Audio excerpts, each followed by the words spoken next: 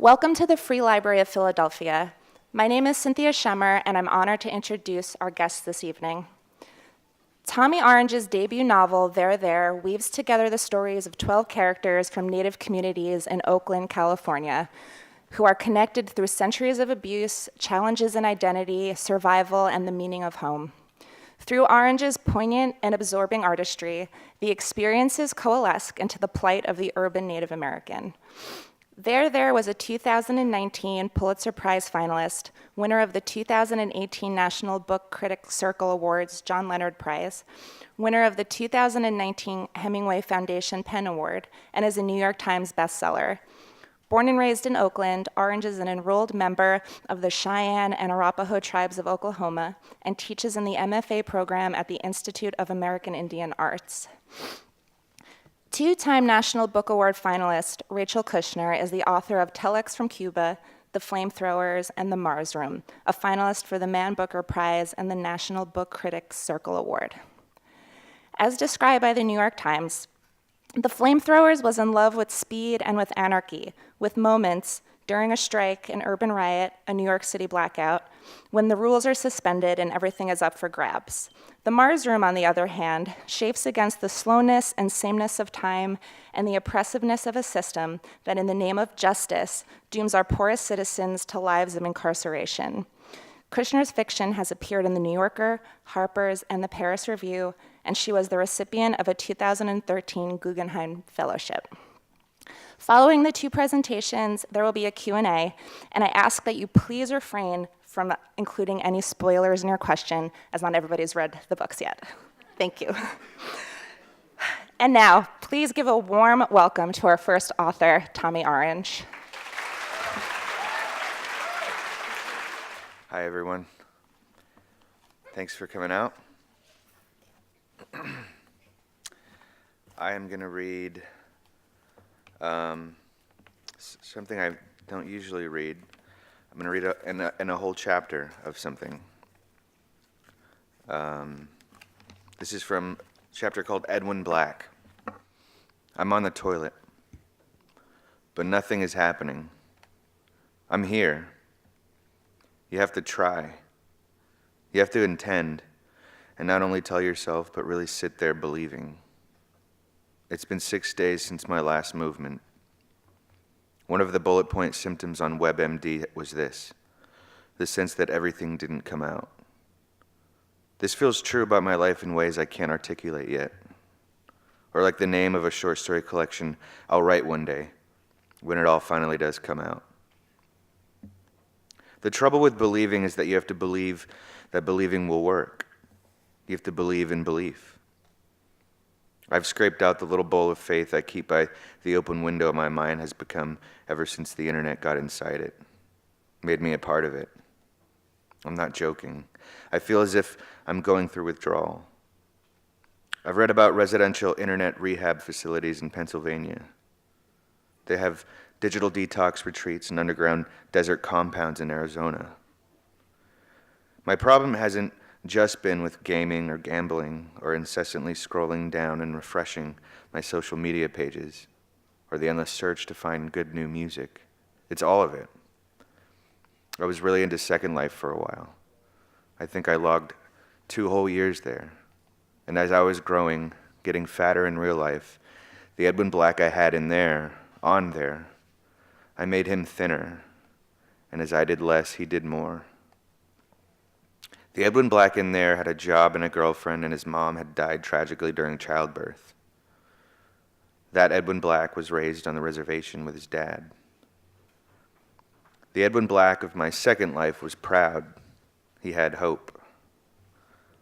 This Edwin Black, me here on the toilet, can't get there on the internet because yesterday I dropped my phone in the toilet and my computer froze. Same fucking day, it just stopped. And even the mouse cursor moved. Not even the mouse cursor moved. No spinning wheels of promised load. No reboot after unplug. Just a sudden and mute black screen, my face reflected in it, staring first in horror at the computer dying, then at my face reacting to seeing my face react to the computer dying. A little part of me died then. seeing my face, thinking about this sick addiction, all the time I've spent doing almost nothing. 4 years of sitting, staring into my computer at the internet. I guess if you don't count sleep, it's 3, if you don't count the dreaming.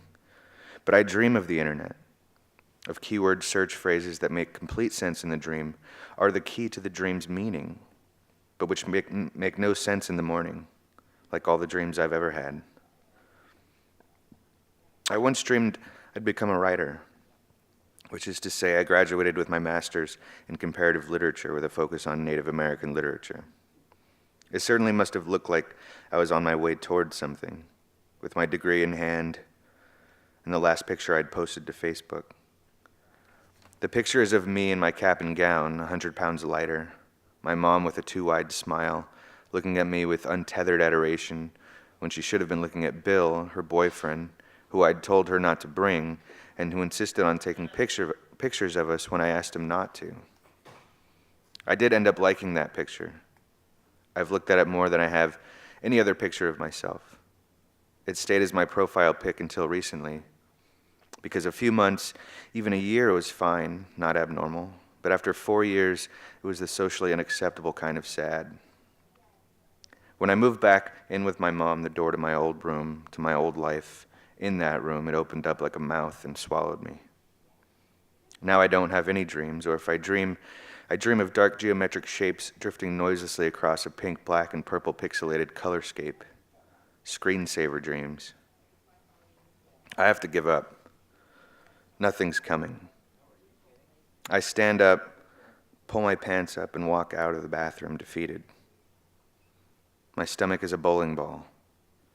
I don't believe it at first. I do a double take. My computer. I almost jump at the sight of it coming back to life. I almost clap. I'm embarrassed at my excitement. I thought for sure it was a virus. I'd clicked a link to download The Lone Ranger. Everyone agreed on how bad it was, in so many ways, but I was excited to see it. There's something about seeing Johnny Depp fail so badly that gives me strength.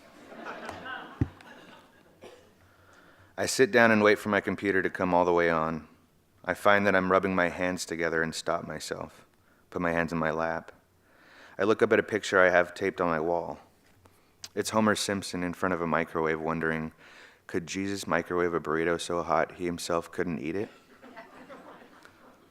I think about the irresistible force paradox, how there cannot be both an irresistible force and an immovable object in existence at once.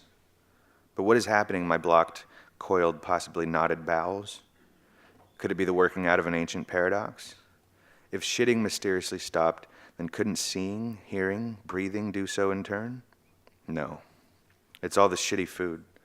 Paradoxes don't work out. They cancel out. I'm overthinking it. I want it too much. Sometimes the internet can think with you, or even for you, lead you in mysterious ways to information you need and would never have thought to think of or research on your own. This is how I found out about bezoars. A bezoar is a mass found trapped in the gastrointestinal system. But when you search bezoar, you're led to the Picatrix. The Picatrix is a book of magic and astrology from the 12th century, originally written in Arabic entitled Gayat al-Hakim, meaning the goal of the wise. Bezoars have all kinds of uses in the Picatrix, one of which is to make talismans that aid in certain kinds of magic. I was able to find a PDF of the English translation of the Picatrix. When I scrolled down to an arbitrary place in the document, the word laxative caught my eye, and I read the following passage. The Indians indicate that when the moon is at this position, they travel and use laxative medicines. Thus, you may use this as a principle in making a talisman for a traveler in his safety. Also, when the moon is at this position, a talisman can be made to create discord and animosity between spouses. If I even remotely believed in any kind of magic aside from the kind that led me to this very entry, and if I could somehow surgically remove the bezoar, I would make it into a talisman, granted the moon was in the corresponding position, and take care of my constipation while also possibly destroying my mom and Bill's relationship. Bill's not an asshole. If anything, he goes out of his way to be nice, to make conversation with me. It's the forced nature of it, that I have to decide whether to treat him well or not, this stranger. My mom and Bill met at a bar in downtown Oakland. My mom brought him home, let him return again and again for the past 2 years, and I was forced to have to think about how or if I should like or not like the guy, get to know him or try to get rid of him.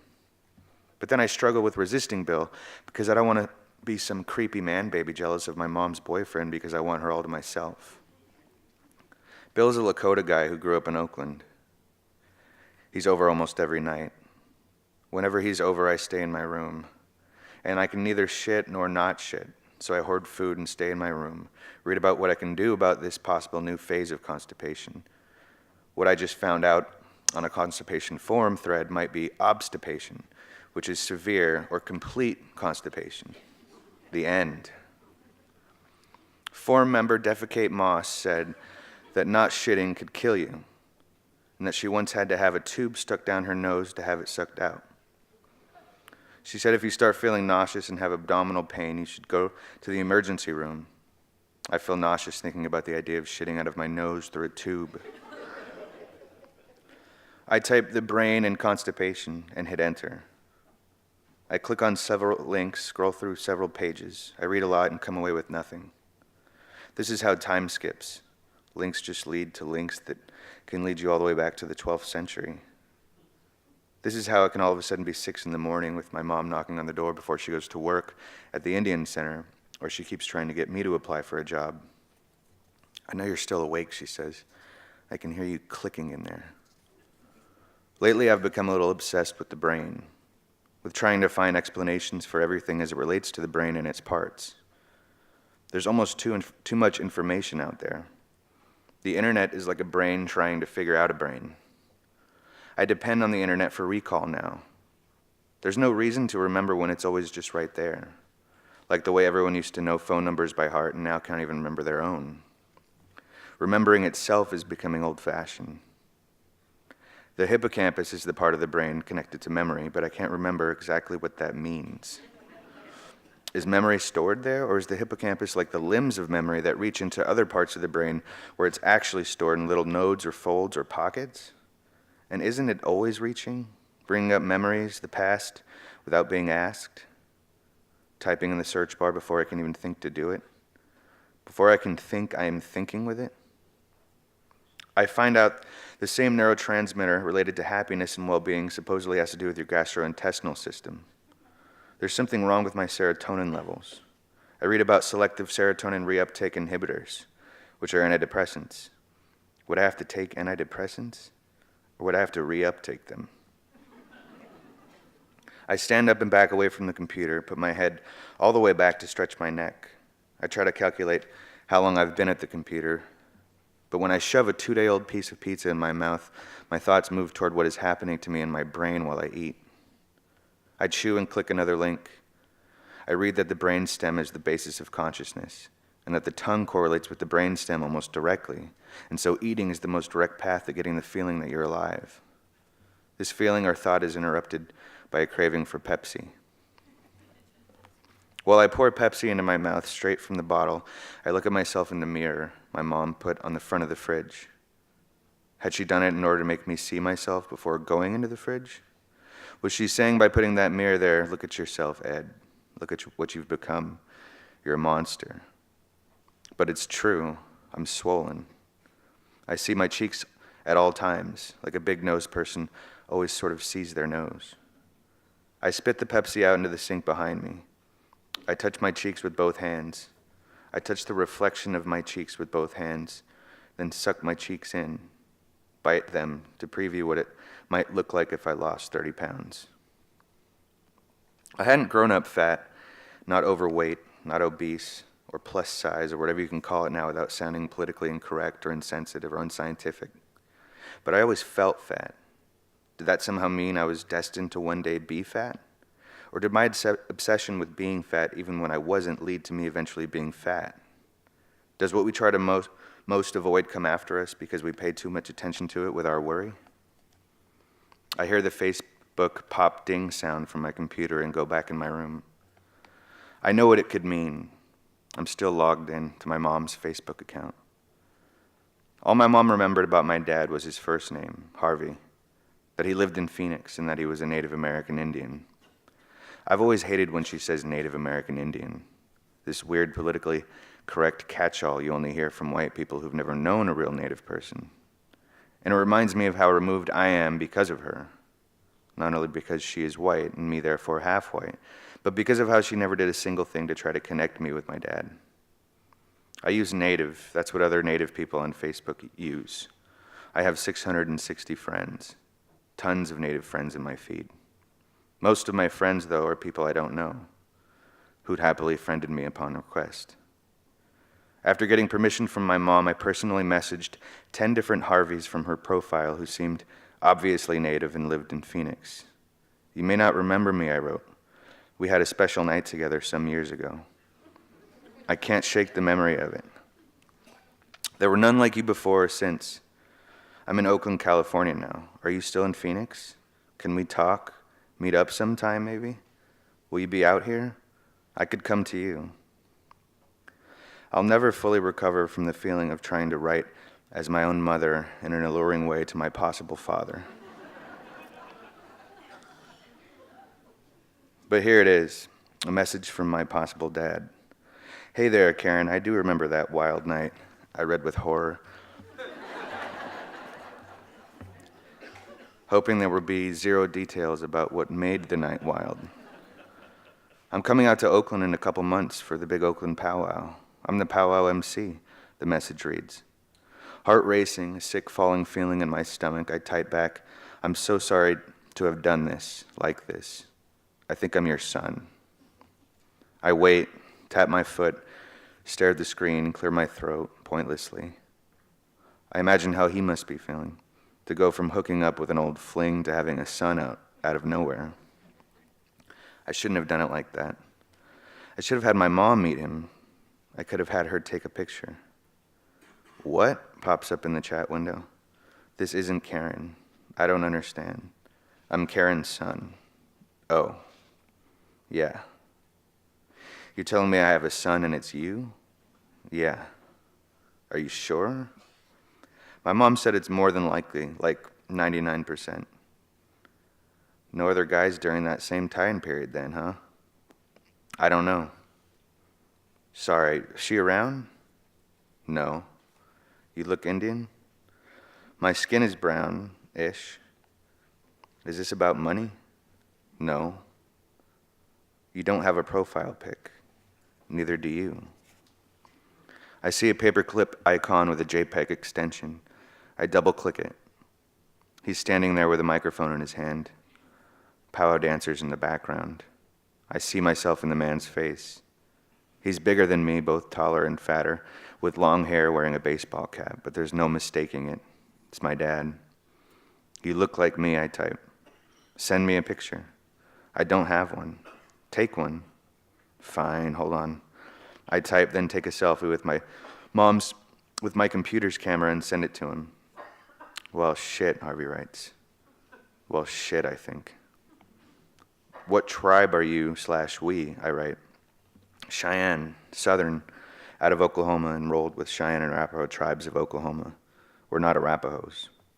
Thanks, I type, and then gotta go, as if I do. All of it is suddenly too much for me. I log off of Facebook and go to the living room to watch TV and wait for my mom to come home. I forget to turn the TV on. I stare at the blank, flat screen, think about our conversation. For how many years had I been dying to find out what the other half of me was? How many tribes had I made up when asked in the meantime? I'd gotten through 4 years as a Native American Studies major, dissecting tribal histories, looking for signs, something that might resemble me, something that felt familiar. I made it through 2 years of grad school studying comparative literature with an emphasis on Native American literature. I wrote my thesis on the inevitable influence of blood quantum policies on modern Native identity and the literature written by mixed-blood Native authors that influenced identity in Native cultures. All without knowing my tribe, always defending myself like I'm not Native enough. I'm as Native as Obama is black. It's different, though, for Natives.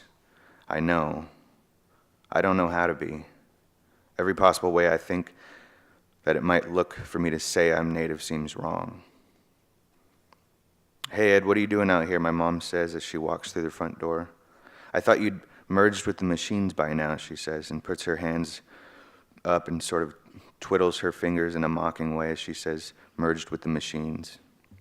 I'd recently made the mistake of telling her about singularity, about how it was an eventuality, an inevitability, that we'd end up merging with artificial intelligence. Once we saw that it was superior, once it asserted itself as superior, we would need to adapt, to merge so as not to be swallowed, taken over. Well, that's a pretty convenient theory for someone who spends 20 hours a day leaning into their computer like they're waiting for a kiss, she said. She throws her keys on the table, keeps the front door open, lights a cigarette, and smokes there in the doorway, pointing her mouth and the smoke out the door. "Come over here for a second, I want to talk." "Mom," I say, and I tone I know is a whine. "Edwin," she says, mocking my tone. We talked about this. I want updates. You agreed to updates. Otherwise, another 4 years are going to go by, and I'm going to have to ask Bill to knock down a wall for you back there." "Fuck Bill," I say. "I told you I don't want to hear anything from you about my weight. I'm aware of it. You think I don't know about it? I'm aware of the fact that I'm huge. I walk around with it. It knocks things over. I can't fit into most of my clothes. What I can fit into makes me look ridiculous. Without my meaning to, my arms are waving in the air like I'm trying to fit them into one of my shirts that don't fit anymore. I bring them down, shove my hands into my pockets. I haven't shit in 6 days. Do you know what that feels like for an already big person? Being big, you think about it all the time. You feel it. All those years dieting all the time, you don't think that fucked me up? We're always thinking about our weight. Are we too fat? Well, what I have going on comes with an easy answer, and even more so when I see my reflection in the mirror on the front of the fridge, which, by the way, I know you put there for my benefit. You know, when you try to make jokes about it, it makes me want to get fatter, blow up, keep eating until I get stuck somewhere, die somewhere, just this huge dead mass. They'll have to get a crane to get me out. And everyone will be saying to you, "What happened? And poor thing. And how could you have let this happen?" And you'll be there desperately smoking a cigarette, dumbfounded, Bill behind you, rubbing your shoulders. And you'll remember all the times you made fun of me, and you won't know what to tell the neighbors, who'll be staring in horror at my mass, the crane just shuddering, doing its best. I simulate a shuddering crane with my hand for her. "Jesus, Ed, that's enough. Come talk to me for a second." I pick up a green apple from the fruit basket and pour myself a glass of water. "See," I almost shout, holding up the apple for her to see. "I'm trying. Here's a live update for you. I'm live streaming it to you right now. Look, I'm trying to eat better. I just spit out some Pepsi in the sink. This is a glass of water." "I wish you would calm down," my mom says. "You're going to have a heart attack. Relax. Treat me like I'm your mother, like I care about you, like I love you. Treat me like I went through 26 hours of labor for you. 26 hours and then a cesarean section on top of it. They had to slice me open, Ed. You didn't want to come out. You were 2 weeks late. Did I ever tell you that? You want to talk about feeling full? I wish you would stop throwing it in my face how many hours of labor you went through to get me here. I didn't ask to come. Throwing it in your face? You think I throw it in your face?" She runs over to me and tickles me behind the neck. To my horror, I can't help but laugh. "Stop, okay, just you calm down. What do you want to hear?" I say, and pull my shirt down over my belly.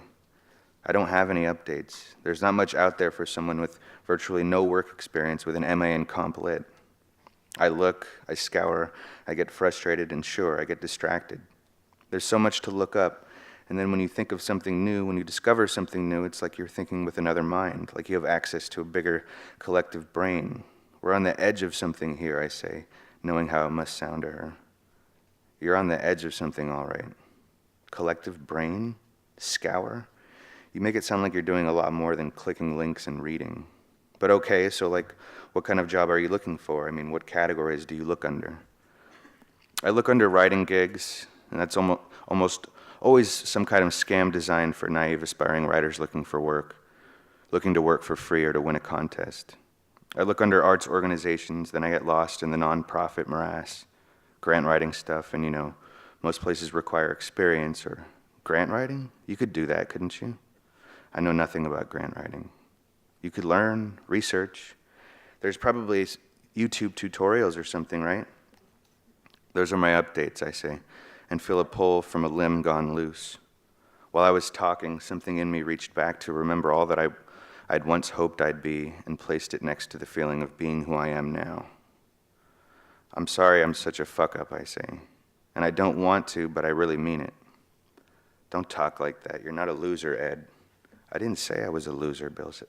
Bill says that. That's Bill's word for me, I say. And whatever true sadness I felt is gone. I turn to go back to my room. Just wait. Don't go back to your room. Please, wait a second. Sit down. Let's talk. This isn't talking. I've been sitting down all day. And whose fault is that, she says. And I start to walk toward my room. Okay, stand, but stay. We don't have to talk about Bill. How are your stories coming along then, sweetie? My stories? Come on, Mom. What?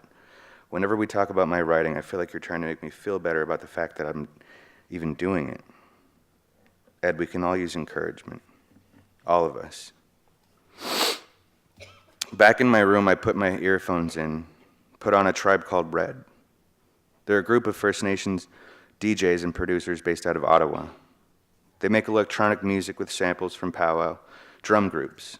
It's the most modern and most postmodern form of indigenous music I've heard that's both traditional and new sounding. The problem with indigenous art in general is that it's stuck in the past. The catch or the double bind about the whole thing is, if it isn't pulling from tradition, how is it indigenous? And if it's stuck in tradition in the past, how can it be relevant to other indigenous people living now? How can it be modern? So to get close to, but keep enough distance from tradition in order to be recognizably native and modern sounding is a small kind of miracle these 3 First Nations producers made happen on a particularly accessible self-titled album, which they, in the spirit of the mixtape, gave away for free online. I settle myself on the floor and weakly attempt some push-ups. I roll over and try a sit-up. My top half won't budge. I think about my college days, about how long ago that was and how hopeful I'd been, how impossible my current life would have seemed to me then. I'm not used to pushing my body to do anything. Maybe it's too late to come back from what I've done to myself. No. Being finished looks like sitting back down at the computer. I'm not finished. I am a Cheyenne Indian, a warrior. No, that's super corny. I get mad at that thought, that I even thought it. I use the anger to push, to do a sit-up. I push my hardest and rise.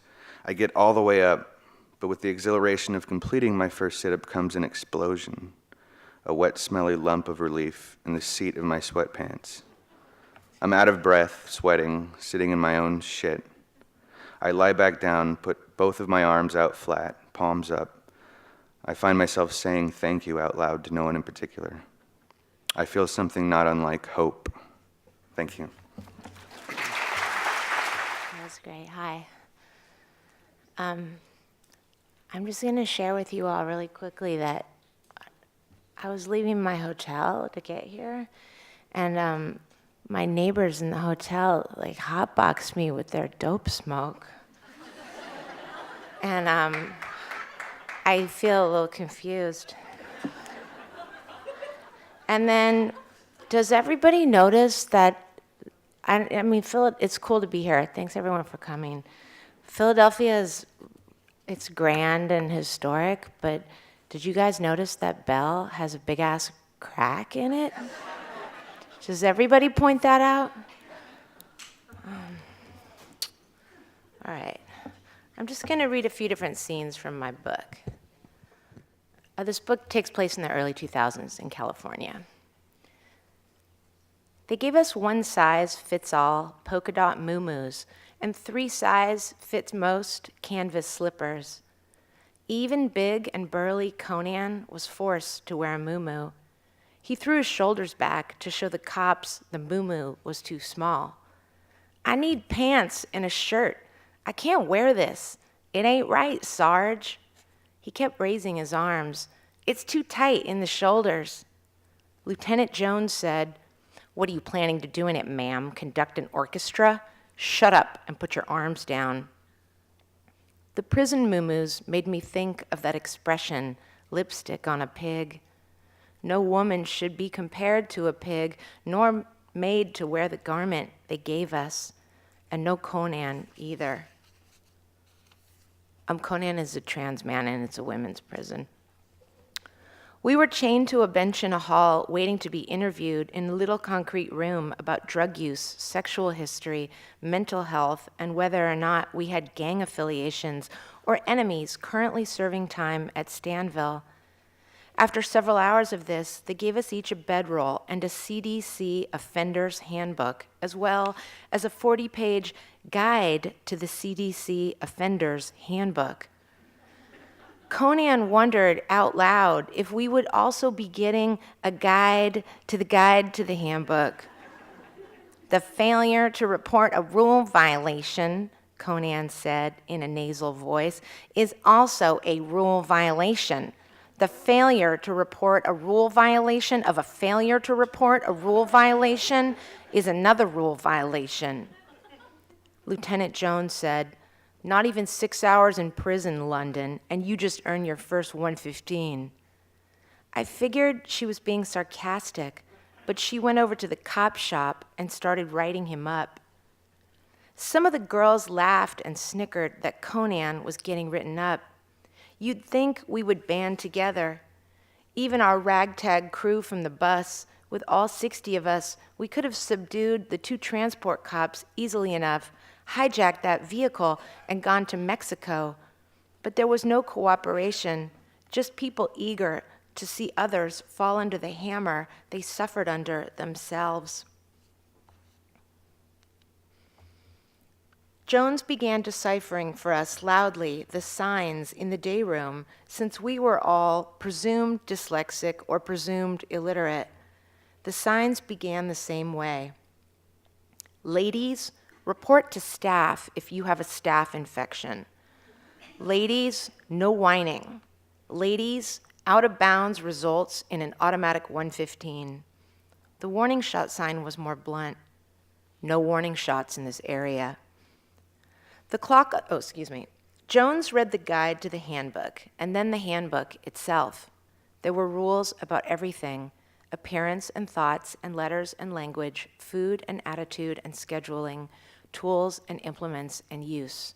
Many instructions on who not to touch, anyone, or where, nowhere, and certainly no fornication was allowed." "What is fornication again?" Conan asked. "It's just fucking, right?" The clock on the wall had a red wedge from 5 minutes to the hour until 5 minutes past the hour. This was for the women who could not tell time. Jones explained the red wedge. "All you need to know," she said, "is that when the big hand is on red, room doors are on unlock." Everything in prison is addressed to the woman for whom the red wedge is painted on the clock face, the imbecile. I've never met her. Plenty I have met in prison cannot read, and some cannot tell time, but that doesn't mean they are not shrewd and superior individuals who can outsmart any egghead. The imbecile the rules and signs are meant to address is nowhere to be found. So then just move ahead a little. Our once weekly yard time was not a real yard, just the administrative segregation yard, a small concrete area wrapped in razor wire. But we got to see Conan out there on his, see, I know I'm stoned because I'm just hearing this beeping noise. We got to see Conan out there on his own adjacent razor wire concrete patch. Conan did push-ups and talked to me about cars. It had started when Conan asked where I was from. "Frisco, huh?" he said, "where they were doing that extended axle thing back in the 90s. Pokers. Man, you guys have something to answer to." To say Frisco is as goofy and wrong as an extended axle, but Conan was right. It was as if one morning I'd woken to discover that every neighbor on my block had extended their axles so that the wheels of the cars stuck out on both sides. Now it was a distant memory, something unfashionable. Conan and I reminisced about big rims, floater rims, spinners, neon undercar kits, Hollycarbs and Hemis, popular trucks and SUVs, the Chevrolet Intruder, the Dodge Rendition. The Intruder, Conan and I agreed, looked like something that was designed to be inserted in something else. There's a new Nissan coming out called the Cube, Conan said. You can only get it in Japan. But who wants a square car? The Cube. Now there's an aerodynamic concept. Nissan makes these trucks you can hacksaw the catalytic converter off in 3 minutes. I can't walk past one without stealing the muffler. I should sue the manufacturer for forcing criminal behavior on me. We laughed about the smart car. Those looked to me like the cap on a furniture leg, a blunt vertical thing that scooted around. What did you drive? Conan asked me. A 63 Impala, I said. Dang. Hell yeah, Sammy said. That's my girl. But the moment I said it, the fun cracked to pieces. I had no car anymore. You know what I hate is when people put open headers on an Escalade, Conan said, as I tried to steer my thoughts back, to listen, to not care about anything. Fuck Escalades. Something about them is plastic, cheap. I'd take an Eldorado, though. The 70s is the end of good American cars. We used to make trucks in this country. Now, we make truck nuts.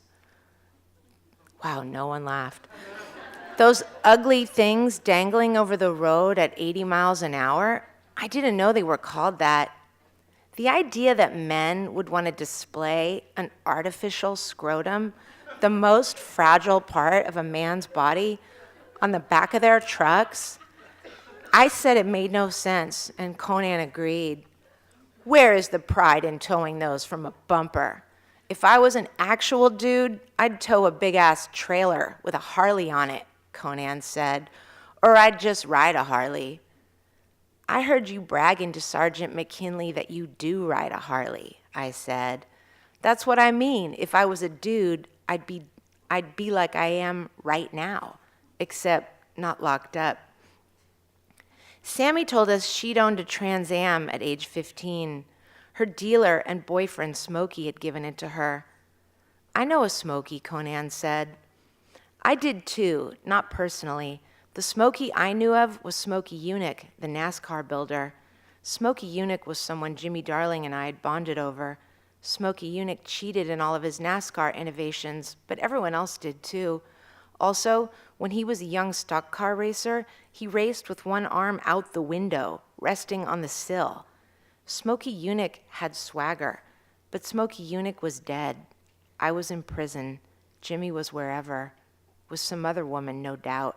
And whoever the other woman was reminded me of what I was not, was no longer.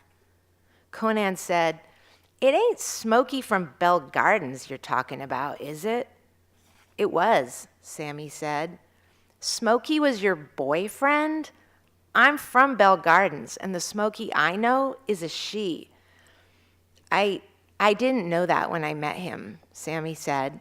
This fine-ass guy wearing, what are they called, the little white shells around his neck, shows up, and we're partying. He's got a bottle of PCP, and the next thing I know, I'm in a motel in Whittier, and it's 2 days later. Puka shells, Sergeant McKinley said over the PA. He was in the program office, behind one-way glass, listening to our conversation with long-range microphones. I wake up with no memory of how I got there. I'm covered in hickeys, and this person, Smokey, is sleeping next to me. We're both like, we don't have our clothes on. I peek under the sheet, and he was the same as me down there. I was shocked. We were together for 2 years after that. Smokey could hotwire any vehicle. She would steal a car, we'd party in it, wipe off the prints, and dump it. Once they were in a fight and Sammy was trying to buy heroin at the hamburger stand in Compton. Smokey came revving up in this horribly loud cement truck, the mixer on the back revolving full tilt. Sammy yelled over the grinding noise for Smokey to shut it off.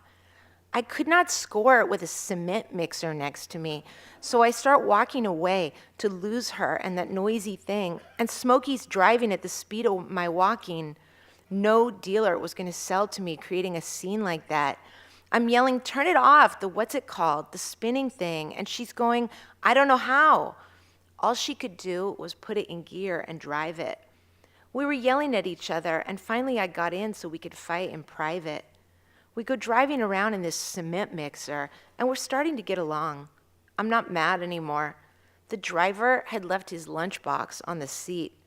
I opened it thinking I'd drink his juice, eat his sandwich, whatever he had in there, and inside the lunchbox is the dude's wallet. Smokey and I got in a fight all over again. She had this crack idea that because she hotwired the cement mixer, the wallet was hers. Nuh-uh, sorry. I took the cash and got out. Our relationship had a lot of drama to it like that. Different ideas on things. All right. Just read one last little section. Sammy, Conan, and I all got assigned to the wood shop, which was hiring at 22 cents an hour. Good money. Conan bragged that with his wages, he was going to invest in a tattoo rig, start a side business, and do some art on himself. We were sitting in the common area waiting for the Friday night movie to begin. They were delayed because the film that was scheduled had profanity. They had to swap it out for Driving Miss Daisy, which they'd shown us the Friday before. What tattoo do you want? Sammy asked Conan. A big-ass portrait of Saddam Hussein, Conan said, tacked up right here. He bulged his bicep, just to piss off these dickwads. 2 unit cops were trying to work the film projector. Support our troops, Conan yelled. Shut the fuck up, someone else yelled. The movie was starting.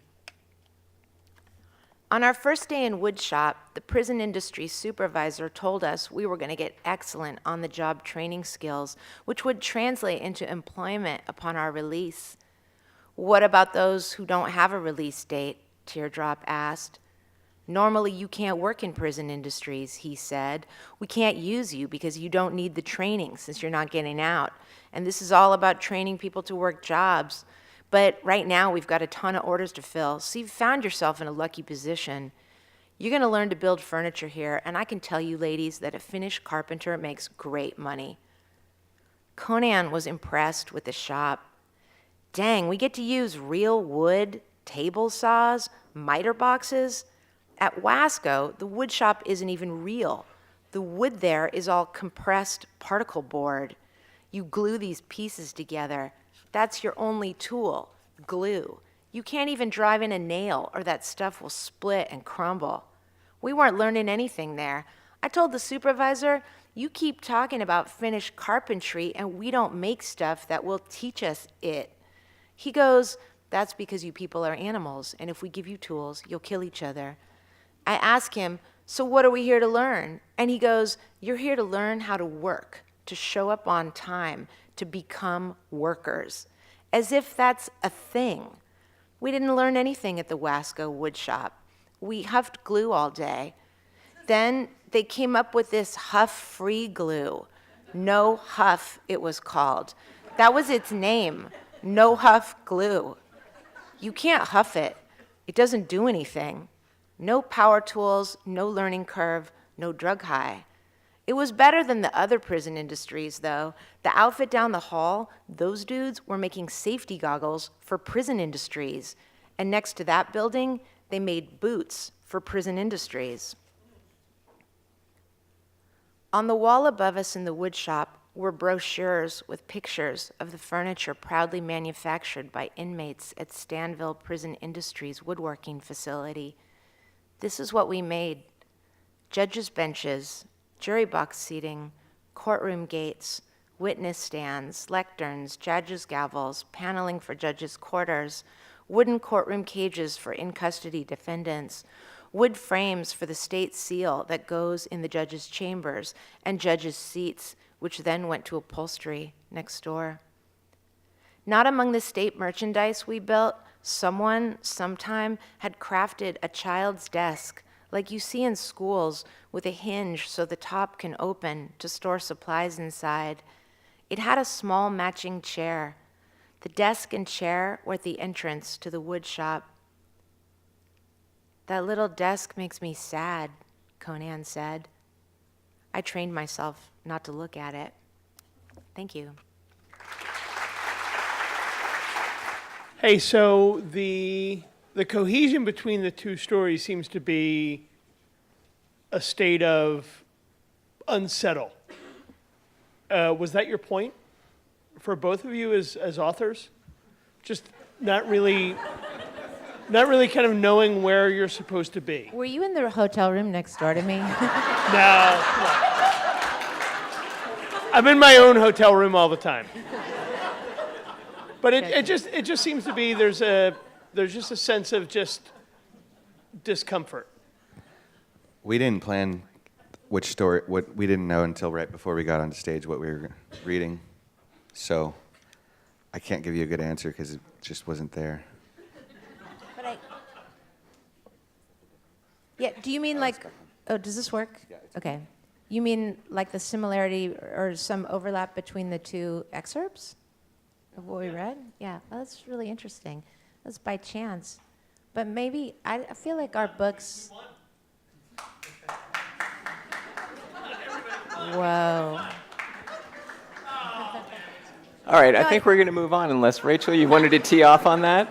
I just say, I think these books do kind of talk to each other in interesting ways. This is the third event we've done together, so I've heard Tommy speak and I've heard him read now twice. And I know his book because I was on a judging committee that selected it for a prize. Thank you. Without talking about the end of the book, did you both write toward the endings that you ultimately used the books to use to resolve the stories? It's the first thing that I knew. The premise was how all these lives converge at a powwow at the Oakland Coliseum. So before this, I thought of it like a year and a half before I even started writing into it. So I knew the basic premise, and I think it helped because there's a lot of lives to juggle and try to figure out how they can feel braided and not knotted. To know that they all need to end up at one place, I think helped with a sort of complicated novel. It helped me for sure. My book less so because, that the catastrophic event has already occurred before the book even opens, since it's narrated by a woman who just got 2 life sentences, and I knew that she would go back and be able to expand on her life in the free world, so-called, and her adolescence. But how the book was going to end, I wasn't sure. I mean, it's not clear in an obvious manner how you can break open a kind of dynamism for someone who's been condemned in that manner.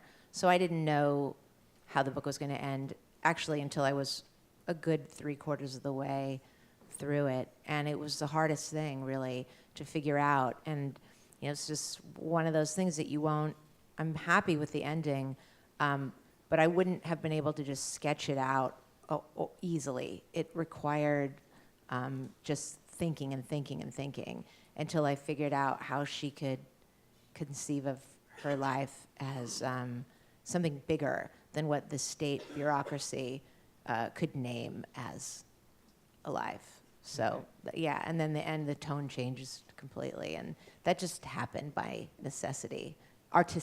Like aesthetic necessity. Hi, my question is for Tommy. So in your novel, you have a lot of characters that that have different identifiers than yourself, and especially with Blue and Jackie and Opal. How did you go about writing characters that you could not and experiences that you did not necessarily have, and what was your artistic process in developing and fleshing out those characters like? Well, I think anytime men are trying to write women, or women are trying to write men, you have to lean pretty hard on the imagination. I grew up kind of in a house of women, and I think that maybe helped through composite experience, and I've known a lot of really strong Native women in my life. And so the aesthetic process was more like, I don't want to make any of them upset at me by not doing it right. And really just like making sure the sentences feel true to the experience as I've seen it. And that's the furthest that I can do, and then leaning on the imagination, like I said. Interestingly, I have a different relationship to it, I think. Like, I mean, maybe it's just a semantical difference, but I mean, everyone you write, you are producing something fictional. So you're not just funneling your experience into characters. It's always synthesized through the process of fiction. But in writing male characters, I don't feel like I have to imagine any more than I do for the female characters. Like, they all require about the same amount of imagination, but maybe that's because for me, fiction is a place where I feel like I go into some much more free and less gendered place. And I don't know if it's because of the conditioning of gender. Like, you learn how to be a woman over the course of your life, and some people figure it out early for better or worse. Some people figure it out later for better or worse. Either way, you acquire it, learn it, it becomes you, and you it. But when you write, there are parts of you that are very male, or at least what some people call male. But maybe it's simply that gender is much wilder and more broad than we tend to think of it, and that fiction is a place that allows for that, to unfold. Like, sometimes you just know things instinctively, and whether it's what it's like to be inside the mind of a person who happens to be male, or the mind of a person who happens to be female, or someone in between, non-binary, less gendered, for me doesn't really make that much of a difference for some reason. That's fascinating. So do you both find that, do you find something similar, Tommy? And then do you also find that you've got to put coding in so that people know, or are you just following it intuitively? There's a lot of intuition at play, I think.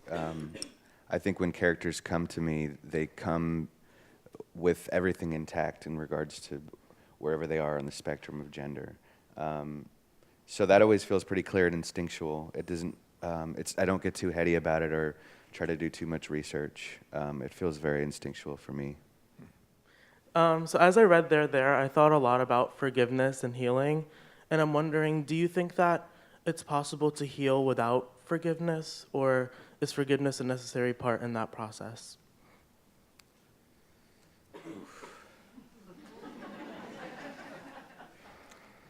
Yeah, I think there has to be a way to heal without forgiveness, because there are too many unforgivable acts that people commit, and I think there'd be something unfair about there not being a way to heal from those things. But it's certainly harder if you can't find a way to forgive somebody for something. It's a lot harder, I think, to get to a place of peace or feeling healed. But a lot of that stuff's case-by-case basis, I think. Depends on the act and depends on the person, and where is it coming from that you want to forgive them, or what's the reason you can't forgive them, and sort of going from there. Hi.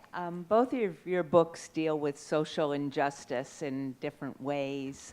Have you had any feedback that the books have been able to address, or to come to some change that you might have wanted to have along the way? I know in Rachel's there are a number of, at the end, there's a lot of things about prison reform and things that might be able to be done, and I imagine that the plight of the urban Native American is also something that, perhaps could be addressed in some way. And then just one quick extra aside, Rachel, do you ride motorcycles? I did for many years. I don't ride any longer, no. I mean, I have one that's just like a restoration project, but I believe art and novels can only do so much, and it has to do with somebody experiencing maybe an enlarging of empathy or coming to understand a people that they may not have or an experience that they may not have. That has like, I don't believe that that's going to change the world. I think there's small changes that fiction can do in people's hearts, and they have to go out there and do the work if it moves them to do so. But I'm certainly not going to try to say like these policies need to be changed and A, B, and C needs to happen. Like, I know how to do very little in this world, and I can write. I know that. I don't know how to fix the major problems like what you're referencing. it's cool to hear your answer and then give it. Yeah, I mean, for me, novels, I don't know if I should admit this or not, but I mean, I've admitted it before, but I'm kind of with Nietzsche that art is truly beyond good and evil. And I don't think of it as a realm for social justice. I mean, that term gets used a lot. And the novel for me is somehow stranger and more irreducible than something that can contain a message, either to repair or reform or heal. Which isn't to say that I don't have my own political commitments in regard to, you know, many types of injustice. But if I had a specific message, I would just say the message instead of write the book, you know? And the book itself can't be reduced to the message, or it's rendered kind of unnecessary. But when I didn't write the book thinking I know what's wrong with the world and I'm gonna, you know, let other people know. I wrote in a space of real unknowing and embarked on a set of ruminations after asking myself some really rudimentary questions. Like, I would be sitting in a courtroom all day watching arraignments and then ask myself, well, what is the law? And then try to define it as an exercise. The law is a set of rules that is meant to be equally applied to all people. And then what do you do with the fact that people are so profoundly unequal? And it was these kinds of ruminations that I had over, you know, the 5 years it took me to write the book. And I guess I feel like if a reader also asked him or herself those types of questions and ruminated on their own, then I would feel that the book were doing something, you know, positive that I would approve of. But in terms of the real world realm of mass incarceration, I wrote a 10,000-word piece that was in the New York Times Magazine on Easter Sunday that is full of ideas and prescriptions about the future, but mostly of the person I was profiling, Ruth Wilson Gilmore, who's dedicated her life and decades of activism to this. But we work together on things, and a lot of my politics are very similar to hers. So for me, that piece is a kind of separate, it's a separate thing from the book, even if there's a little bit of thematic relation between them. I'm curious as to how interviews each of you had with people that are in the characters that are in your book, how interviews with real people that you had informed the characters that are in your books. Well, for me, I worked in digital storytelling for many years and came to revere people's stories and life experiences as their own, and it's earned experience. So I make a point of not basing my characters on real people. That feels like bordering on exploitation, if not full-blown exploitation. I recently read that Toni Morrison feels similar about basing fictional characters on people for similar reasons. So while I've done a bunch of work and have had storytelling experience with Native people, I made a point to not base my characters on real people at all, besides myself. I didn't interview anyone while I was writing this book, so it wasn't like even a possibility. So I'm trying to figure out how to answer despite that. I mean, I work closely with a bunch of different people who are incarcerated, but I work with them on campaigns, or I mentor people with their writing, or I've helped a couple people with their legal cases, people who have not just no representation, but no family, no one on the outside who can help them in any way. You know, people maybe want to have you do photocopies and send, you know, their trial transcript to a lawyer, et cetera. And so I'm involved with things like that with people, but it's really separate from my fiction. And the things they tell me are personal, just like a conversation you would have with a friend. And I wouldn't go and take anything from the conversation and put it in my book, not just because, you know, it is exploitative, as Tommy said, but I don't need to, because there's so much that you can make up. And I think that, like, I love to write dialogue, and dialogue has to have a kind of organic unity to it, so that the story the person is telling, you know, flows within the register of the fiction that you're making, rather than is sort of like sutured in whole cloth from something you were told about. But some of my characters are based on people I knew growing up. I mean, they aren't based biographically. There's something more like spark or inspiration for me. Like, I had a friend who is nothing like Conan, but who the girls called Conan at my school, and we were very close friends in childhood, and he ended up going to prison, and then he died there. And naming a character after him was a way of paying homage to him, and did not feel disrespectful in the slightest. In fact, it felt like a moral and artistic imperative for me.